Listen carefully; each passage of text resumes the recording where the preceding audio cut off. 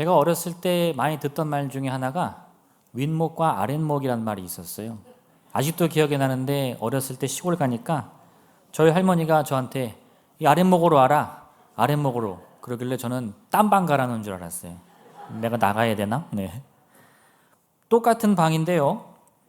뭐 방이 기울어 있는 것도 아니고 어디가 위쪽인가 어디가 아래쪽인가 저는 모르는데 어른들은 그걸 아시더라고요. 그래서 저쪽은 윗목, 이쪽은 아랫목. 그럼 사람이 귀양 가려면 윗목으로 가야지 왜 아랫목 가나? 그랬는데 알고 보니까 그런 뜻이 아니고 그 옛날에는 아궁이 뗐잖아요. 그러다 보니까 지금이야 뭐 기술이 좋아서 이 보일러 떼면 방바닥 전체가 따뜻해지지만 그때는 아궁이를 떼면 그 아궁이 열기가 이 가까운 쪽만 이게 더 따뜻하게 해준 거예요. 그러니까 아궁이랑 가까운 쪽은 아랫목, 거기는 좋은 자리, 먼 쪽은 윗목. 똑같은 방인데 그 윗목을 가면 이 겨울에는 진짜 얼음장처럼 차가워요. 그 아랫목은 항상 모든 집이 비슷하던데 이 장판이 까맣게 타가지고 들춰보면 새까만 이 흔적이 남아있죠.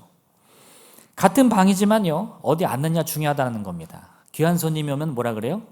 아랫목으로 오세요 이렇게 말하는 거죠. 같은 방인데 왜 그렇습니까? 그 자리가 더 따뜻해요, 더 편안해요, 더 좋아요 이렇게 말을 하는 거예요. 우리 인생도 마찬가지인데 똑같은 인생인데 같은 방에 앉아 있는 것 같은데 윗목이 있고 아랫목이 있다는 겁니다. 그럼 어디 가야 되죠? 아랫목 가야 더 따뜻한 삶을 살 수 있다는 거예요. 예수님이 오늘 한 가지 이야기를 들려주시는데 어떤 사람이 잔치에 초대를 받았습니다. 그래서 그 사람이 뭣도 모르고 높은 자들이 같이 있는 그 자리에 앉으니까 예수님이 뭐라 그러셨어요? 너희가 만약 잔치에 초대받거든 저렇게 하지 말고 너희가 보기에 저긴 내가 앉기 좀 낮은 자리 같은데 거길 가라는 거예요. 그러면 지금보다 더 좋은 일이 있을 것이다. 이게 핵심입니다. 그러니까 지금 나라는 사람은 똑같아요. 내가 자리 바꾼다고 해서 내가 바뀝니까? 내 인생이 바뀌나요? 내 과거가 바뀌나요? 아니요. 다 똑같습니다. 그런데 좋은 자리만 선택하는 것으로도 같은 방에 있어도 같은 잔치의 자리에 있어도 더 행복할 수 있다. 이 비결을 일러주시는 거예요. 그럼 우리가 어떤 자리에 가야지 더 행복할 수 있을까요? 어떤 자리에 가야지 그 추운 겨울날에도 더 따뜻함을 느낄 수 있을까요? 오늘 그 비결을 함께 알고 돌아가시기를 부탁드립니다. 첫 번째, 여러분, 하나님께서 우리에게 말씀하신 인생의 자리라는 것은요, 굳이 중심의 자리가 아니어도 된다는 거예요. 많은 사람들이 이 중심의 자리와 행복이 하나로 연결되어 있다고 생각합니다. 그래서 나는 굳이 중심 가고 싶지 않아. 그렇다 할지라도요, 어떻게든 중심의 자리에 가야 되는 거예요. 왜요? 내 마음에서도 불안함이 있지만 또 주변에서 나를 가만히 안 둡니다. 너 언제 공부할래? 너 언제 취업할래? 너 언제 결혼할래? 이게 다 무슨 말이죠? 기왕 한 번 사는 인생 중심의 자리에 가야지 너는 왜 그 모양이냐? 이런 뜻인가 마찬가지인 거예요. 만약 우리가요, 이 중심의 자리와 행복이 하나라고 생각한다면 우리는 행복하기 위해서는 반드시 중심의 자리에 가야 됩니다. 그건 여러 가지로 표현할 수 있겠죠. 공부를 잘해야 되고 운동도 잘해야 되고 또 요즘에는 뭐예요? 잘생겨야 되고 또 예뻐야 돼요. 그러니 텔레비만 틀면 요즘엔 의사들도요, 속된 말로 이렇게 날씬하고 멋진 몸매를 가져야지 이렇게 머리 확 벗겨지고 이런 분이 와가지고 건강하십시오. 그럼 사람들이 뭐야? 지나 잘하지. 안 믿더라고요. 그래서 요즘 유튜버도 보면 의사들이 왜 이렇게 예쁘고 잘생겼는지 정말 놀랍습니다. 저 사람은 공부도 잘하는데 얼굴도 이쁘네. 그럼 부러워 죽겠는 거예요. 왜요? 그 사람은 중심에 있으니까 행복하겠구나. 물론 성경도요, 이 중심의 자리를 부정하지는 않습니다. 중심에 갈 수 있으면 좋은 거예요. 잠언 10장 4절 말씀은 손을 게으르게 놀리는 자는 가난하게 되고 손이 부지런한 자는 부하게 되느니라. 잠언 13장 4절 말씀은 게으른 자는 마음으로 원하여도 얻지 못하나 부지런한 자의 마음은 풍족함을 얻느니라. 무슨 말인가요? 게으르게 살 바에는 부지런하게 살라는 거예요. 그래야 더 중심에 가까워질 수 있고 그런 우리의 노력이 행복을 가져올 수 있다는 겁니다.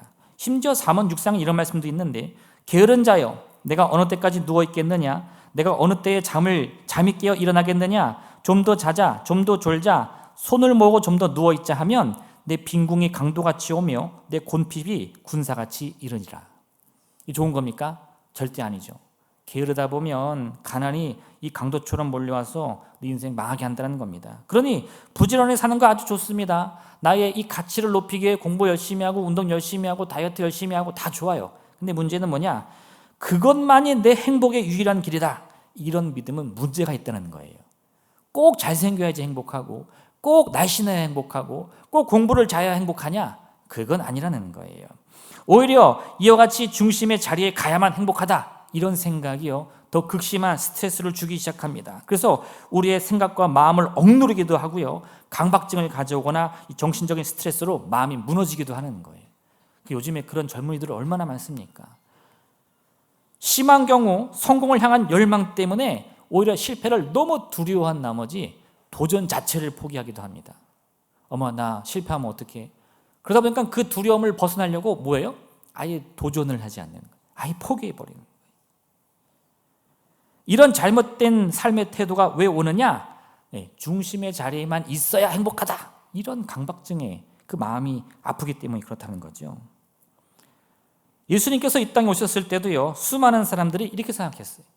하나님의 아들이 이 땅에 오셨으니까 그는 마치 부드러운 옷을 입고 이 멋진 말과 멋진 손짓으로 사람들 앞에 우뚝 서겠구나. 이 부자와 이 권세자들을 만나면서 아름다운 음식을 먹겠구나. 이런 마음의 그림을 가진 겁니다.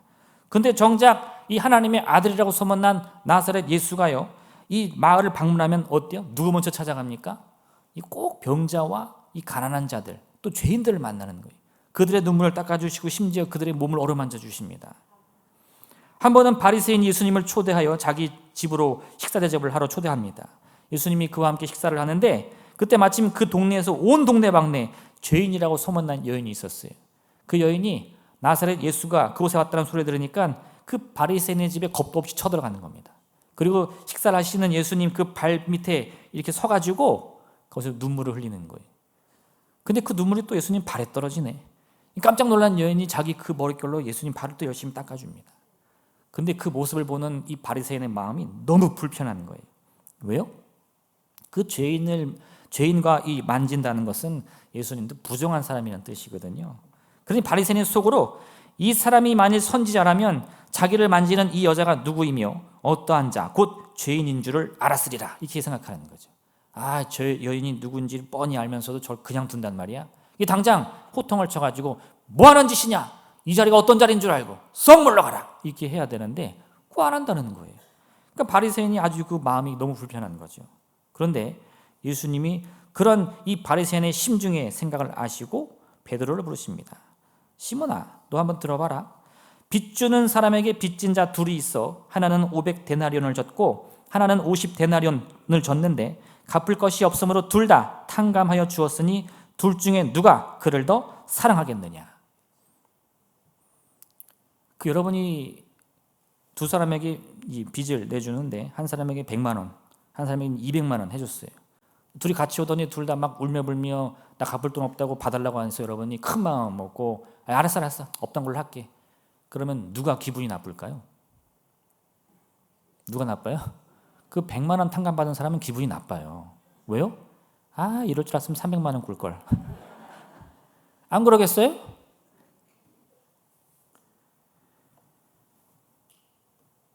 지금 이 예수님께서 바리새인의 기분이 그래서 나쁘다는 거예요. 내가 왜 이렇게 살았지? 차라리 더 많이 굴걸. 아니 저 사람은 왜 나랑 똑같은데 200만 원 탕감 받나? 그게 기분이 나쁘다는 겁니다. 근데 예수님께서는요, 그런 바리새인을 향해서 하나님의 진짜 관심이라는 것은 그가 어느 자리에 있든 상관없다는 거예요. 그가 100만 원을 빚졌든 200만 원을 빚졌든 다 하나님 앞에 용서함 받은 의인이 될 수 있다는 겁니다. 내가 열심히 살았습니다. 그거 억울해하지 말라는 거예요. 왜? 너의 그 노력과 수고로 너는 그래도 중심에 가까이 가지 않았느냐. 근데 이 사람은 노력을 해도 가정이 어려워서 돈이 없어서 혹은 지식이 부족해서 그 자리에 갈 수가 없는데 그럼 이런 사람들은 평생 불행하게 살아야 되느냐? 그 말이에요. 하나님은 그런 거 원치 않는다는 거죠. 오히려 하나님께서는요, 또한 예수님께서는 이 죄 많은 여인을 향해서 이러므로 내가 내게 말하노니 그의 많은 죄가 사하여졌도다. 이는 그의 사랑함이 많음이라 사함을 받은 일이 적은 자는 적게 사랑하느니라. 예수께서 여자에게 이르시되 내 믿음이 너를 구원하였으니 평안히 가라 하시니라. 할렐루야, 할렐루야. 내가 지금 하나님 앞에 중심에 가지 못해서, 노력이 부족해서, 능력이 부족해서, 그 믿음을 다하지 못해서 마음에 불안함이 있으십니까? 낙심하지 말라는 거예요. 왜요? 그 자리가 비록 중심의 자리가 아닐지라도요, 우리를 향한 하나님의 사랑은 너무나 공평하다는 겁니다. 죄를 많이 지은 자나 적게 지은 자나 다 그 품에 품어 주신다는 거예요. 그 사랑이 어찌나 큰지, 내가 아무리 많은 허물과 죄악을 가져올지라도요, 그걸 다 덮어주시고도 남음이 있다. 이게 주님의 사랑이다. 그걸 깨달아야 된다는 거죠. 우리가 때로는 마음에 왜 죄책감이 듭니까? 야, 나 이러다 정말 하나님께 버림받는 거 아니야? 이런 죄 지다가 나 중심에서 멀어지는 거 아니야? 그 두려운 마음이 있을 때 우리는 이 바리새인과 같은 이 불편함을 느낄 수밖에 없는 거예요. 아니 뭐 저런 사람이 다 용서를 받아? 저 사람 교회도 맨날 빠지던데, 맨날 잠이나 자고. 전자도 용서받나? 나도 잠이나 잘걸. 근데 그건 뭐라고요? 그건 바른 자리가 아니에요. 마치 내가 사람들 앞에 어깨를 으쓱대며 저 높은 자리가 내 자리지 하는 마음과 똑같다는 겁니다. 그 욕심을 버리면 돼요. 그것만 포기하면 됩니다. 그럼 우리가 비록 이 인생을 살아가며 중심의 자리에 앉지 못하더라도요, 우리가 누리는 하나님의 은혜와 긍휼과 자비는 넘치도록 임하길 겁니다. 그 은혜로 내 인생이 완전히 변화받을 거예요. 예수님께서는 천국이 마치 등을 들고 신랑을 맞이하러 간 열처녀 같다 말씀해 주셨는데, 무슨 뜻입니까? 천국이라는 것은 꼭 내가 신랑 신부 그 주인공이 돼야 누릴 수 있는 곳이 아니다. 신부의 들러리가 되어서 다가오는 신랑, 또 그 신랑을 맞이하는 신부를 옆에서 바라보면서 그저 아유 좋겠다, 아유 좋겠다, 너무 행복하겠다 하기만 해도 나는 천국 백성이라는 거예요. 할렐루야. 오늘 그 귀한 은혜를 누리시길 부탁드립니다.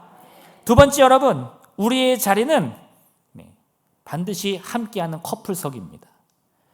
제가 얼마 전에 엄청 오랜만에 온 가족과 함께 극장에 한번 가봤어요. 얼마나 오랜만에 갔는지 극장 입구를 못 찾아가고 엄청 헤맸는데 아니 많이 변했더라고요. 뭐 직원도 하나도 없고 다 무인 시스템이에요. 표도 무인으로 끊고 안내주는 사람이 없으니까 그 극장을 뱅뱅뱅뱅 돌면서 어디로 들어가는 거야. 우리 아이들이 아빠 극장 와보긴 와봤어? 그리고 들어가 보니까 이 커플석이라는 게 있는데요, 거기는 의자가 아주 넓어요. 두 사람이 앉아도 넉넉할 만큼 넓고 이 가운데에 칸막이가 없어가지고 둘이 오붓하게 볼 수 있게 되어 있더라고요. 거기 보면 항상 이 젊은 남녀가 그죠? 손을 꼭 붙잡고 영화를 봅니다. 영화 보러 하는지 왜인지 모르겠지만. 그런데 그런 커플석에 여러분, 누군가 혼자 앉아있다고 생각해 보세요.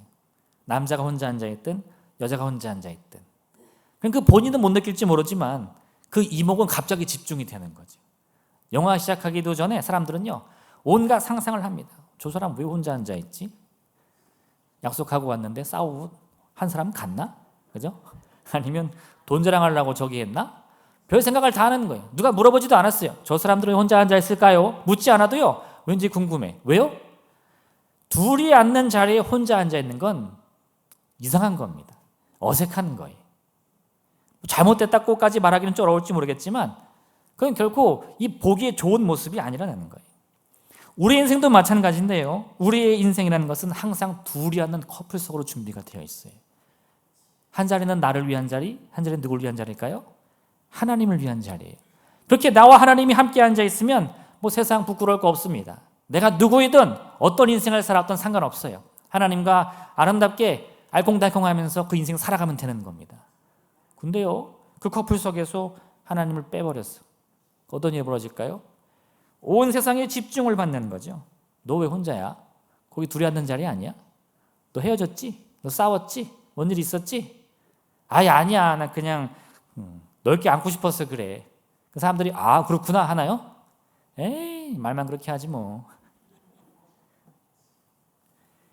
우리 인생이 왜 어색하게 느껴집니까? 우리 인생이 왜 힘겹게 느껴집니까? 왜 우리 인생이 감당이 안 된다고 느껴집니까? 이 커플석인 걸 모르는 거예요. 둘이 함께 앉는 자리에 나 혼자 앉아있으면서 왜 사람들 나만 쳐다보지? 왜 사람들 수군덕거리지? 그 나 혼자 이유를 모른다는 겁니다. 여러분, 그 자리는 반드시 둘이 앉으셔야 돼요. 할렐루야. 우리는 혼자 사는 인생 아닙니다. 혼자라고 생각해서도 안 돼요. 우리는 반드시 하나님과 함께하는 인생입니다. 그 둘이 꼭 붙어 있어야만, 그건 이상한 그림 아니거든요. 오히려 부러움의 대상이 되는 거예요. 야, 쟤들 좋겠다. 너무 보기 좋다. 성경은 언제나 하나님께서 우리와 함께 하신다고 말씀합니다. 야곱이 형과 아버지를 속이고 이 장자의 축복권을 빼앗았을 때에도 문제가 생겼죠. 그리고 그가 그 형의 분노를 피해 달아났는데, 그런 야곱에게 하나님 뭐라고 말씀하시냐? 내가 너와 함께 있어 내가 어디로 가든지 너를 지키며 너를 이끌어 이 땅으로 돌아오게 할지라. 내가 내게 허락한 것을 다 이루기까지 너를 떠나지 아니하리라 하신지라. 그 야곱이 외삼촌 라반 집에 가가지고 얼마나 고초를 겪습니까? 내가 그래도 사람 속이는 거 하면은 정말 둘째가 라면 서러운 인생인데, 야곱이 라반 만나고는 기가 꺾여버렸어요. 왜요?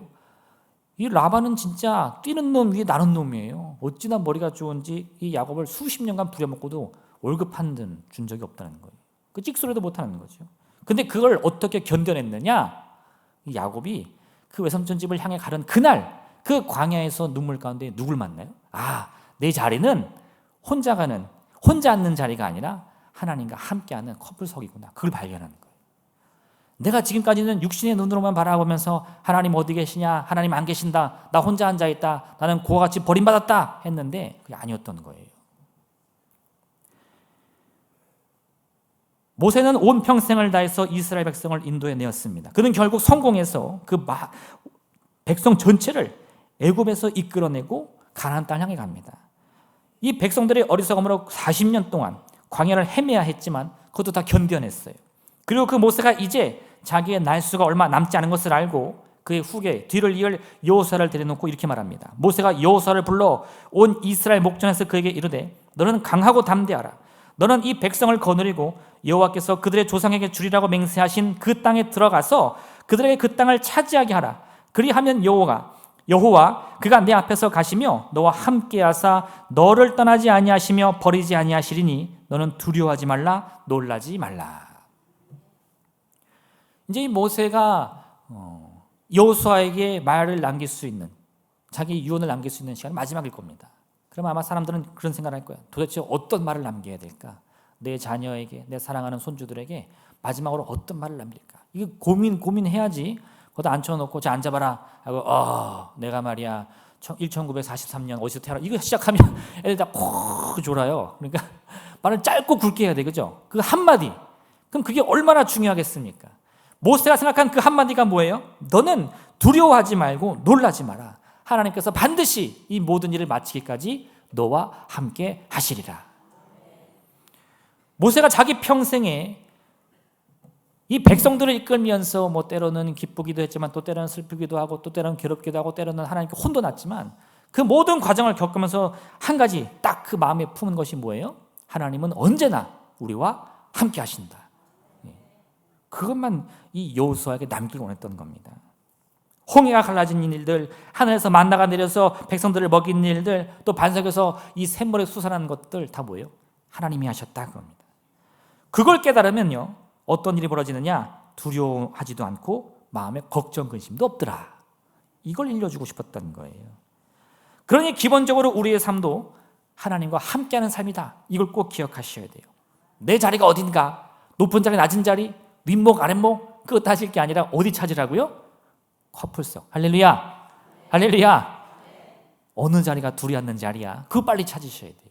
그래서 내가 앉고 옆에는 누구요? 하나님 함께 해주세요. 이 마음을 품으셔야죠. 참된 목자는 매일 양의 우리에 찾아와서 그 문을 엽니다. 그리고는 양들을 부릅니다. 그러면 양들은 진짜 목자의 음성이 뭔지를 알아들어야 돼요. 그래야지 목자가 왔을 때 그 음성에 따라서 가자! 그럼 그 길을 따라갈 수 있는데 목자의 음성을 모르면요 이 엉뚱한 사람이 와가지고 양들을 훔쳐가려고 가자! 그런데 거기 따라가는 거죠. 거기 뭐가 기다릴까요? 그건 도살장으로 가는 길이에요. 멸망과 죽음밖에 없습니다. 그러니 양들이 할 수 있는 일, 해야 하는 일은 딱 하나, 뭐예요? 목자의 음성만 알아들으면 돼요. 함께 하시는 하나님의 그 음성만 알아들을 수 있으면 우리가 어디에 있든 무슨 일을 하든 하나님께서 나를 향해 가자, 함께 가자, 그러면 아멘 하고 갈 수 있다는 거예요. 하나님 어디로 갑니까? 이 길이 별로 안 좋은데 지금 날씨 비가 오는데 가야 돼요? 이런 여러 가지 핑계들을 안 할 수 있다는 거예요. 왜요? 그런 나의 참 목자요, 그 목자가 인도하는 길은 반드시 뭐예요? 푸른 초장이 있으리라. 그 믿음이 있으니까요.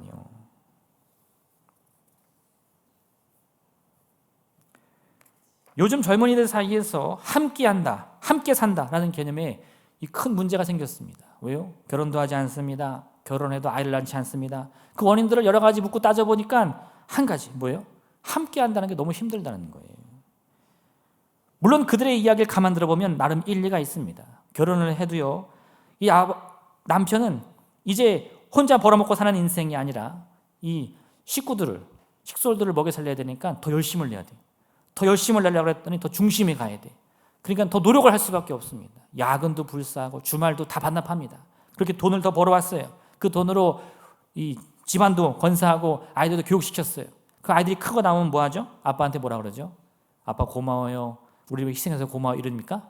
아빠가 해준 게 뭔데? 운동회를 가봤어? 졸업식을 와봤어? 5만 원 달라 그러면 2만 원 주고. 그 얘기 가만히 듣고 났더니 뭐예요? 이 결혼해서 무슨 소용이 있나? 자식 새끼 키워서 무슨 소용이 있나? 네. 뭐 여자라고 다를 거 없습니다. 결혼해가지고 남편 출근시키고 매일 설거지, 빨래, 청소 또 뭐예요? 설거지, 빨래, 청소 또 뭐예요? 설거지, 빨래, 청소. 네. 아니 밥 먹고 나면 설거지는 이렇게 맨날 많이 나와요. 그냥 손으로 먹었으면 좋겠어. 숟가락 안 닦게. 그러고 나면 또 아이들 뭐라 그러죠? 엄마가 집에서 하는 게 뭔데? 집에서 아무것도 안 하고 맨날 펑펑 들고 텔레비나 보면서. 그럼 또 어떤 마음이 들어요? 야, 내가 결혼해서 뭐 하나? 그러니까 이제 젊은이들 그런 얘기만 듣고 나서 뭐예요? 나는 결혼하지 말아야지. 결혼해서 무슨 행복이 있나? 할렐루야! 여러분들은 자녀들에게 무슨 얘기 해주셨습니까? 네? 엄마 행복하다. 아빠 행복하다. 너 있어서 행복하다. 네 아빠 너무 사랑스럽다. 할렐루야! 그걸 해야지 뺀 애들 앉혀놓고 에휴 종자가 달라 종자가 네 애비는 정말 술에 쩔어가지고 그럼 결혼해요 안 해요? 그거 안 한다니까. 함께 한다는 것은요 가장 먼저 어떻게 시작이 되느냐 반드시 누군가의 희생이 있어야 됩니다. 아무리 작은 것이라도요 그 희생의 씨앗을 심어야 그 열매를 거둘 수 있지. 우리가 하나님도 아닌데 어떻게 씨앗도 심지 않고 열매를 거둘 수 있습니까? 그걸 가르쳐 주셔야 돼요. 근데 놀라운 건 뭔지 아세요? 그 작은 사랑의 헌신을 내가 이 가족 가운데 심기만 하면 그 풍성한 열매는 정말 내가 심은 이 씨앗의 양과는 비교할 수 없다는 겁니다. 오죽하면 성경이 30배, 60배, 100배 것이라 말을 하겠습니까? 여러분들도 그걸 가르쳐 주셔야 돼요. 하나님과 함께하는 삶, 부부가 함께하는 삶, 부모 자녀가 함께하는 삶이 얼마나 행복하고 얼마나 사랑스러운 일인지를 가르쳐 주셔야 돼요. 물론 거기에 수고와 노력이 없다는 거 아닙니다. 얼마나 힘이 드셨어요. 여러분이 지금까지 이 자리에 오기까지 얼마나 마음에 많은 상처들, 고통이 있었습니까? 눈물이 있으셨죠. 그런데 내가 그 뿌린 눈물들은 그냥 흘러가고 사라지는 게 아니라는 거예요. 어느 날 우리 자녀들이 와서 나 다 알아. 엄마 고생한 거 다 알아. 아빠 때문에 나 살은 거 다 알아. 얘기한다니까요. 할렐루야. 그 함께하는 삶을 꿈꾸시길 부탁드립니다. 마지막 세 번째 여러분, 그 자리는 이미 예비되어 있습니다. 극장에 가가지고 제가 표를 샀는데 극장에 들어가면 아유 저 앉아도 되나요? 이런 말 해야 하나요? 안 하죠. 그 표에 써 있어. H18번. 그건 뭐예요? 그 자리가 내 거예요. 갔는데 누가 거기 앉아있다. 그럼 어떻게 하죠? 죄송합니다. 안 해요. 그 제 자리입니다. 딴 데 가세요. 이렇게 얘기를 하지. 왜요? 그 자리는 본래부터 내 거니까. 하나님이 우리를 위해 예비하신 자리는 이미 준비되어 있습니다. 우리는 지금 그 자리 얻기 위해 이 자리에 온 거 아니에요. 그 자리가 어딘지 확인하러 온 거예요. 할렐루야. 할렐루야. 제가 무엇을 해야 그 자리에 얻을 수 있습니까? 이거 아닙니다. 그 자리 어떻게 찾을 수 있어요? 그걸 기도하셔야 돼요. 우리 자신이 그 자리가 내 것임을 믿기만 한다면요, 우리는 언제든 거기 앉을 수 있습니다. 그리고 또한 성경은 우리에게 부단히도 그 같은 자리가 예배되어 있다고 말씀을 하고 있는 거예요. 고린도서 8장 9절 이렇게 말씀하는데 우리 주 예수 그리스도의 은혜를 너희가 알거니와 부유하신 이로써 너희를 위하여 가난하게 되심은 그의 가난으로 말미암아 너희를 부유하게 하려 하심이라. 제가 이 큰 복을 누려도 됩니까? 제가 아무것도 한 게 없는데 이 은혜를 누려도 됩니까? 된다는 거죠. 왜요? 예수님이 이미 다 준비해 놓으셨으니까. 예수님이 그걸 위해서 이 땅에 오셨다는 거예요. 예수님이 그 일을 이루기 위해서 십자가를 지셨다는 겁니다. 우리가 지금 사순절 기간 지나고 있는데요, 이 사순절 기간 무엇을 묵상해야 되죠? 예수님의 피값으로 내가 무엇을 얻었는지를 깨달으셔야 돼요. 그저 주님만 바라보면 아유 우리 주님 아프시겠네, 피를 흘리시네, 십자가 지시네, 이거 바라보면 안 돼요. 예수님이 누구를 위해 그 고통을 당하셨습니까? 무엇을 위해 그 생명을 버리셨습니까? 여러분을 위해서예요. 여러분의 삶을 채우기 위해서예요. 그럼 내가 그 은혜를 받아서 예수님의 그 가난으로, 예수님의 채찍에 맞으심으로 내가 부유하게 되었구나, 나음을 입었구나, 이걸 고백하셔야 되는데, 이런 사순절기간 그 은혜를 누리시길 부탁드립니다. 골로새서 1장 21절 23절 말씀인데, 전에 악한 행실로 멀리 떠나 마음으로 원수가 되었던 너희를 이제는 그의 육체의 죽음으로 말미암아 화목하게 하사 너희를 거룩하고 흠없고 책망할 것이 없는 자로 그 앞에 세우고자 하셨으니, 만일 너희가 믿음에 거하고 터 위에 굳게 서서 너희 들은 바 복음의 소망에서 흔들리지 아니하면 그리하리라. 이 복음은 천하 만민에게 전파된 바요 나 바울은 이 복음의 일꾼이 되었노라.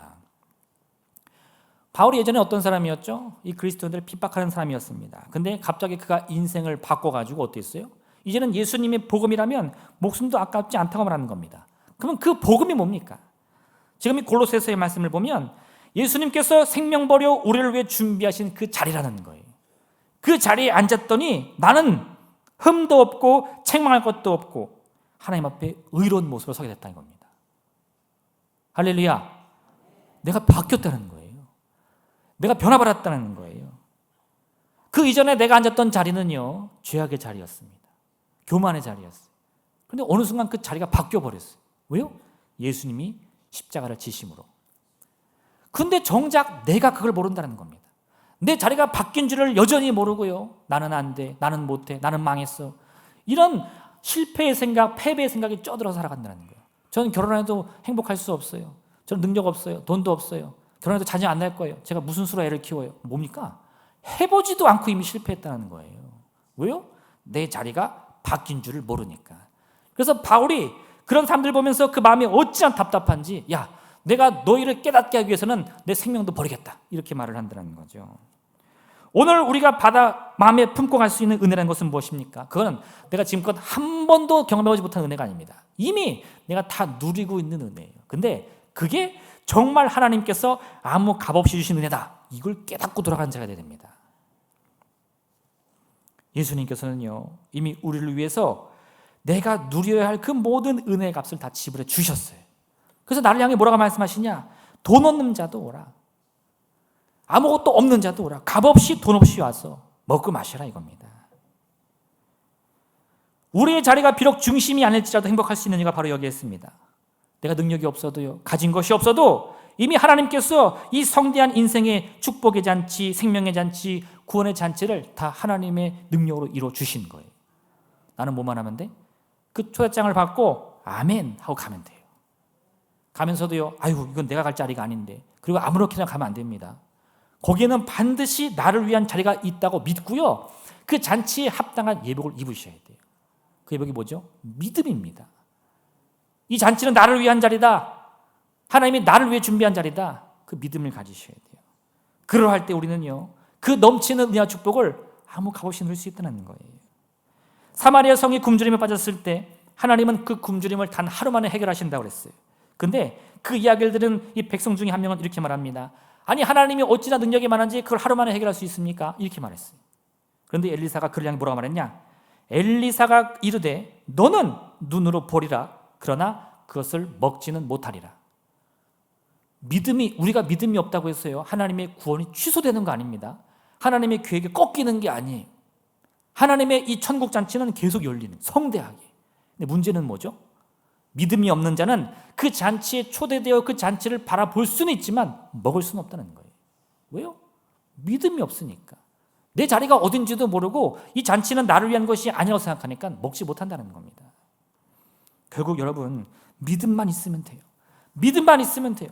내가 누구인지, 어떤 삶을 살아왔는지, 지금 내 상황이 어떤지 아무 상관없습니다. 하나님 저 중심에 가지 못했는데요, 노력이 부족했는데요, 그동안 너무 죄에 빠져 살았는데요, 상관없다는 거예요. 지금 이 순간 하나님께서 예수 그리스도의 생명값으로 주시는 그 천국잔치의 초대장을요, 믿음으로 받으시기만 하면 돼요. 아멘 하고 받으시면 돼요. 감사합니다 받으시면 돼요. 그럼 여러분, 그 자리에는 반드시 우리의 자리가 있습니다. 내가 앉을 자리가 있고, 거기서 하나님이 함께 동행해 주시고, 마음껏 먹고 마심으로 인생의 평안과 기쁨과 행복을 넘치도록 누려도요, 부족함이 없는 삶을 살 수 있는 거예요. 오늘 이 귀한 복음의 능력을 함께 마음에 체험하시면서 주 앞에 늘 감사의 제목이 넘치는 여러분 되시기를 주님의 이름으로 부탁드립니다. 이 시간 함께 기도하겠습니다. 오늘 이 말씀을 기억하시면서 하나님, 우리 삶의 진정한 자리가 어디 있습니까? 내가 믿음의 눈을 뜨고 바라보게 도와주시고 이미 나를 위해 예비하신 그 은혜의 자리, 축복의 자리, 생명의 자리에 주님과 함께 앉아 넘치는 기쁨과 은혜를 누릴 수 있도록 인도하여 주옵소서. 우리 주님의 이름 삼을 완전히 기도하겠습니다. 주여